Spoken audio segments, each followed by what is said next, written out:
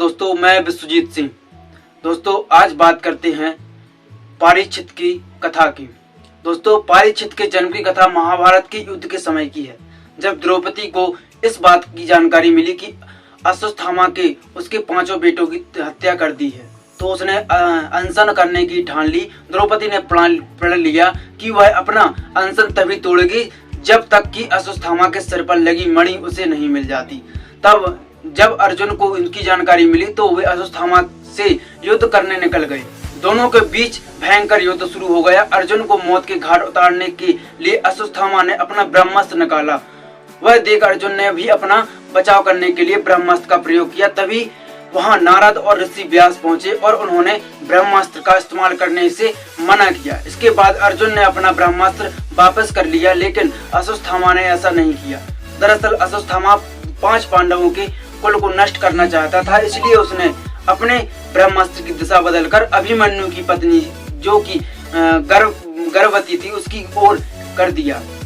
इस पर भगवान कृष्ण ने कहा, अभिमन्यु की पत्नी उत्तरा को परीक्षित नामक बेटे के जन्म का वरदान मिला है, इसलिए वह जरूर जन्म लेगा।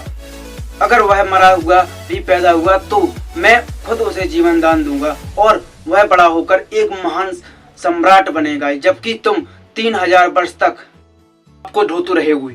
साथ ही हमेशा तुम्हारे खून से बदबू आती रहेगी और वह ऐसे ही बहता रहेगा। यही नहीं, तुम हर प्रकार की बीमारियों से घिरे रहोगे।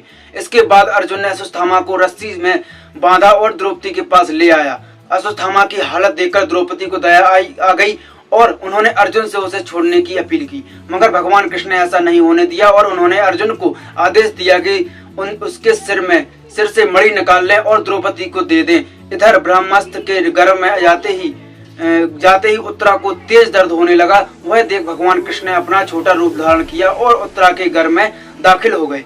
कृष्ण का छोटा रूप एक अंगूठे के बराबर ही था। वे शंख, चक्र, गदा और पद्म सब कुछ धारण किए हुए थे। उत्तरा के गर्भ में अश्वत्थामा द्वारा छोड़े गए ब्रह्मास्त्र की आग को शांत कर रहे थे। वहीं गर्भ से पल रहा बालक उन्हें देखकर हैरान था कि मेरी माँ के गर्भ में यह कौन घुस रहा है।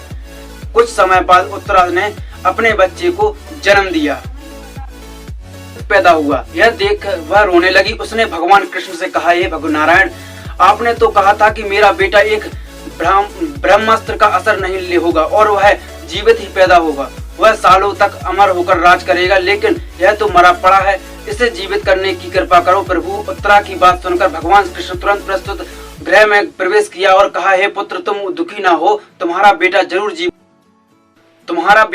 जीवित होगा। मैंने खुद जिसके जीवन की रक्षा की है। उसके बाद भगवान कृष्ण मृत बालक पर अमृतमयी नजरें डाली और कहा, अगर मैंने जीवन में कभी झूठ का साथ नहीं दिया है और मैं हमेशा ब्रह्मचार्य के नियमों का पालन किया है, कभी किसी लड़ाई में अपनी मीठ नहीं दिखाई है, ना ही कभी अधर्म का साथ दिया है, तो अभी इसी समय अभिमन्यु का यह पुत्र जो मरा पड़ा है वह जीवित हो जाए। इतना कहने के बाद कृष्ण ने जब उस मृत बालक पर अपना हाथ डाला तो वह जीवित हो गया और रोने लगा। इसके बाद भगवान कृष्ण ने ब्रह्मास्त्र के वापस ब्रह्मलोक भेज दिया। वह चमत्कार देख सभी स्त्रियां आश्चर्यचकित हो गईं। इसके बाद भगवान कृष्ण ने अभिमन्यु के पुत्र को नाम परीक्षित रखा, जिसके पीछे का कारण था कि वह बालक गुरुकुल के नाश होने पर जन्मा था।